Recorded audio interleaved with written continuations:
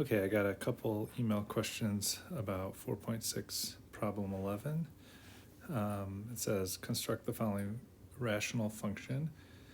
Okay, so for part A, rational function is just a function where we have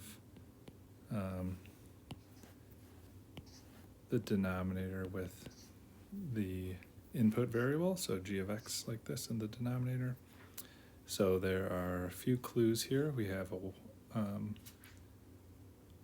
these two intercepts, y equals 1, that's going to be a horizontal asymptote. And then we have a vertical asymptote at x equals -3. And then we have x-intercept and y-intercept. So let's put that all together. Now the first thing, the vertical asymptote is probably the easiest thing to consider first. So we find the vertical asymptote by setting the denominator equal to 0. So if x equals -3 is the vertical asymptote, if I set that to 0, that'll be x plus 3. So x plus 3 will be a factor in the denominator. So that's how we find the vertical asymptote in the function. The horizontal asymptote, there's a couple ways we can do that. We'll come back to that part. The x-intercept, well, that's when the function is equal to 0, right? So y is equal to 0, or the value of the function is equal to 0. So how that plays out is a rational function is equal to 0 when the numerator is equal to 0. So here the numerator, n of x, has to be 0.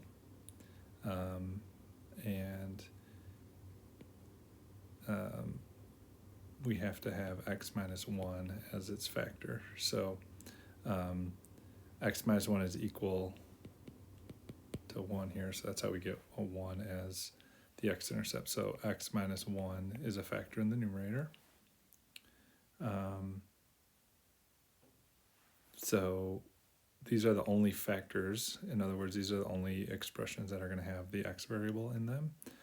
And then we just need to take care of the horizontal asymptote and the y-intercept. So the y-intercept occurs when we input 0 into the function. Oh, I have this backwards. This should be labeled x-intercept here. Okay, and then y-intercept, that's when f of 0. In this case, it's going to equal -1/3.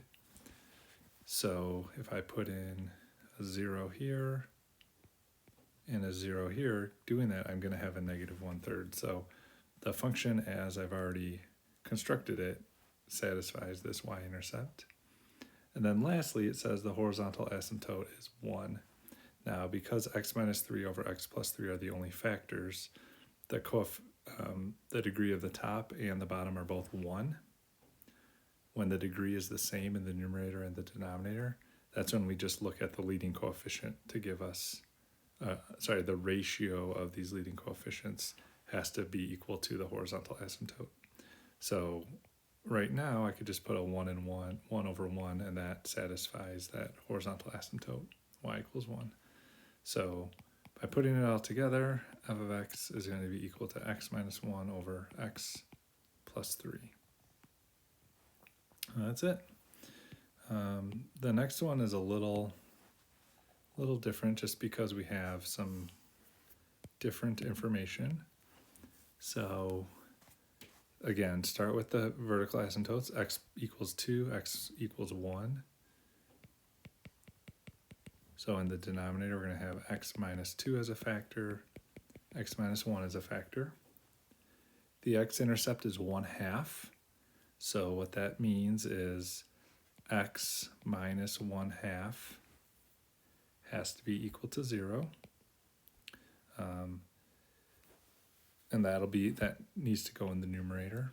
Usually we don't write this as a fraction, so if I multiply through by 2, I get 2x minus 1 is equal to 0. So that's going to be a factor in the numerator.